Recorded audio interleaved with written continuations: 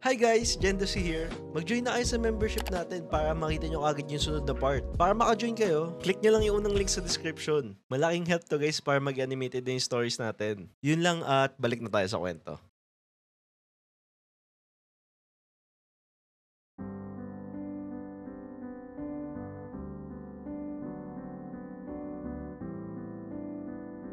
Katapusan na ng February and I have plans today. Mag-wine night kami sa BGC today. Ewan ko kala Jasmine. Ang atake daw nila ay tita na sweet girl today.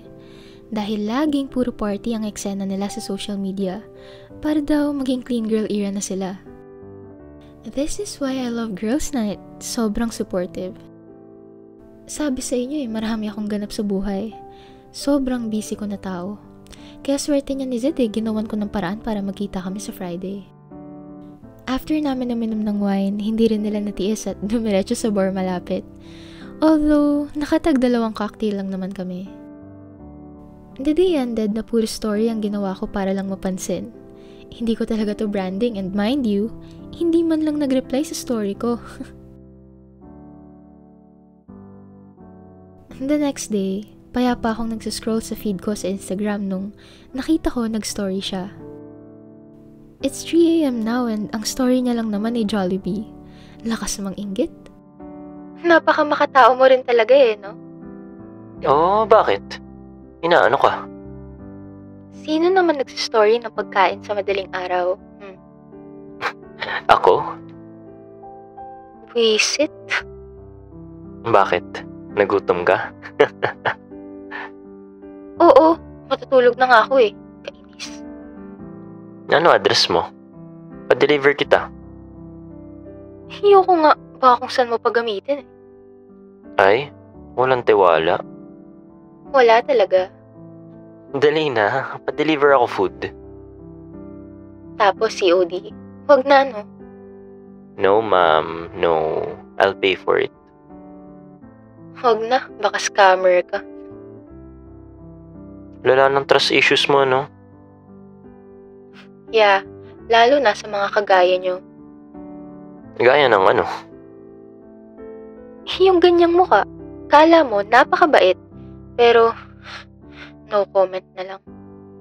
So, you're saying na mukha akong mabait? Mapaglin lang mga mukha ng mga ganyang lalaki. Kala mo ang bait na mukha, pero sa huli iiwan ka lang. Pero di ka naman mabait, for sure. Mabait ako, ma'am. In good hands ka. Don't worry.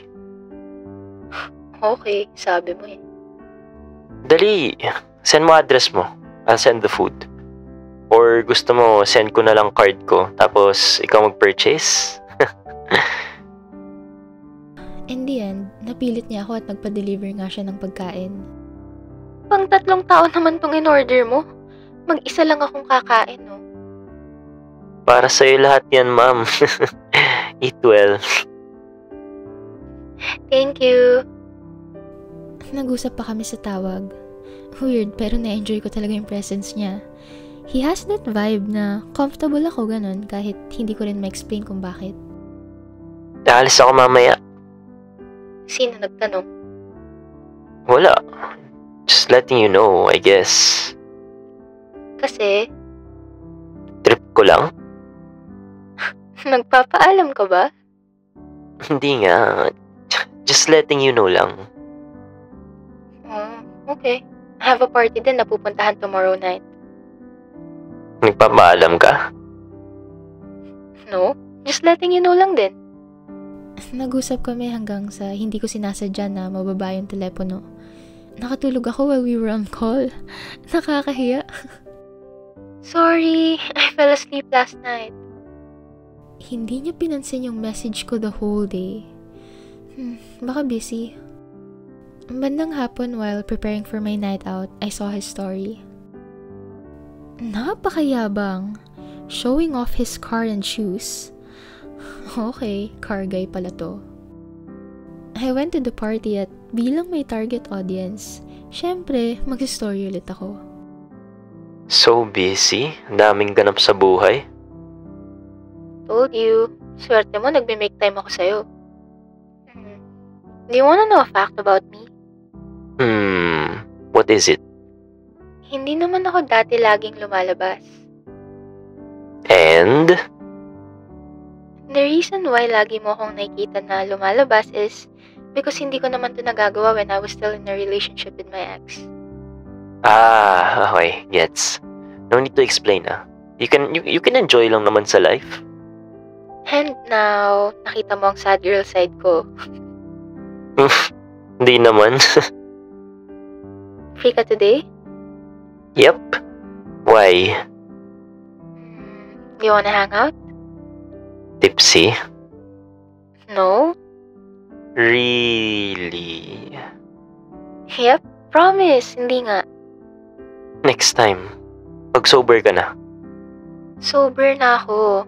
Come on, let's go to your place. No. Next time. Ngayon nga gusto ko tapos next time. Hindi wag ang arte. Nakakainis. I don't meet girls lalo pag galing bar. Mostly tipsy yung mga yan or whatever. Mahirap na. Tsaka na pag sober na siya. After our conversation, hindi na ulit siya nag-reply. 3 araw na kaming hindi nag-uusap and weird kasi parang namimiss ko siya. Pre, anong progress kay FU, girl? Wala.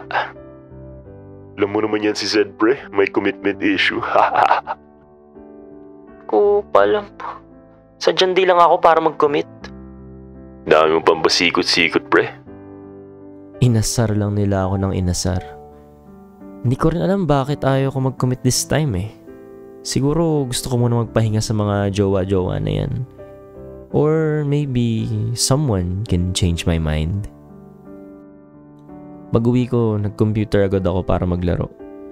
Ganito lang naman routine ko Papasok ng school, lalaro sa PC, tambay minsan. Nag-swipe ako sa Bumble, pero wala namang interesting masyado Wala makakahigit sa kausap ko ngayon Nakita ko na nag-note si Nikki na naghahanap ng study buddy sa Discord. Hayop. Kahit hindi naman ako nag-aaral, napakuha ako sa mga notes ko at nag-reply sa kanya. Tara? Nag-aaral ka right now? Yup. Halfway na. Send username to Discord. Pagka-send ko sa kanya, in-add niya ako at in-invite rin agad. Hi! So, anong inaral mo ngayon? Taxation. Ikaw, ano yung naaral mo? Just finishing some review materials and layouts lang. Okay. Do you wanna put music pa? Ikaw ba? Ano trip mo? Hello, Fi. Okay lang sa'yo? Yup. Basta kung ano trip mo. Nag-start na rin siya mag-aral. Kahit wala pa sana akong planong tapusin tong projects ko, napilitan pa ako. Maya't maya ako siya tinitignan para tignan kung nag-aaral ba talaga siya. Pero sobrang seryoso niya sa ginagawa niya. Nag-uusap lang kami tuwing nagbe-break in between. So, technically, 10 minutes na rest at kwentuhan ng onte. We even had dinner together. Kaya pinakita ko sa kanya yung cooking skills ko. Pasikat rin talaga Wow! Ano specialty mo? Adobo nga. Papakita ko sa'yo. Pinanood niya ako magluto at puro lang kaming tawanan. Nagsuggest pa ako na padalan siya kasi ang dami kong naluto. Next time na lang daw pag pumunta siya dito. Ay, kailan kaya? After dinner, nagpatuloy kami sa pag-aaral.